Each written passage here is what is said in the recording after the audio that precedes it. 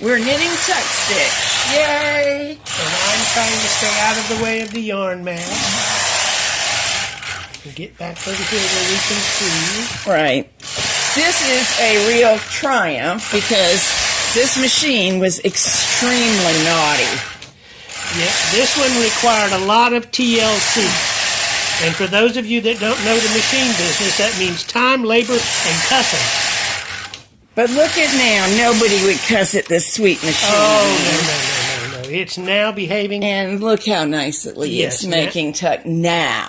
Now. Yes, it's a situation that we run into a lot, which is why many times I prefer to have the whole machine.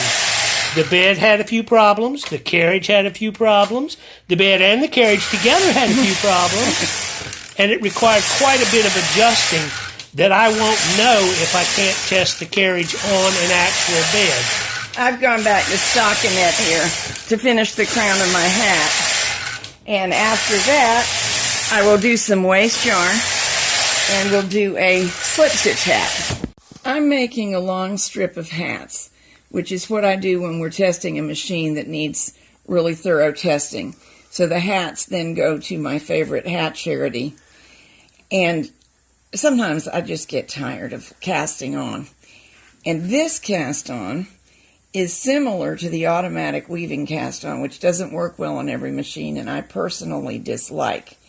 If the cast on edge is going to be hidden, simply getting a loop of yarn over alternate needles when we already have down here waste yarn that you can see will mean that the first pass with the carriage closes the cast on.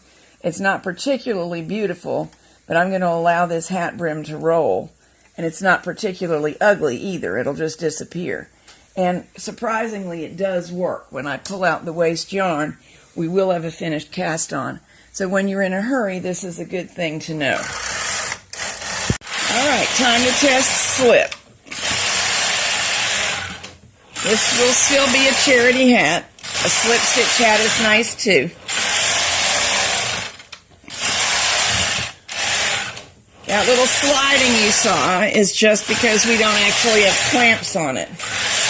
Which is a pretty good test, actually, of how smoothly it's knitting. It is, because we normally expect to have to apply enough force that those clamps are a requirement. But you can see we're doing okay without.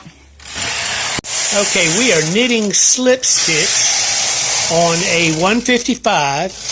And this has been a real brain twister because it will knit fine for a while and then hiccup, glitch. And then the intermittent problem is always the hardest one to find and solve. We think we're there, and this is testing that out. We've made several hats so far without a problem, and we're making one more.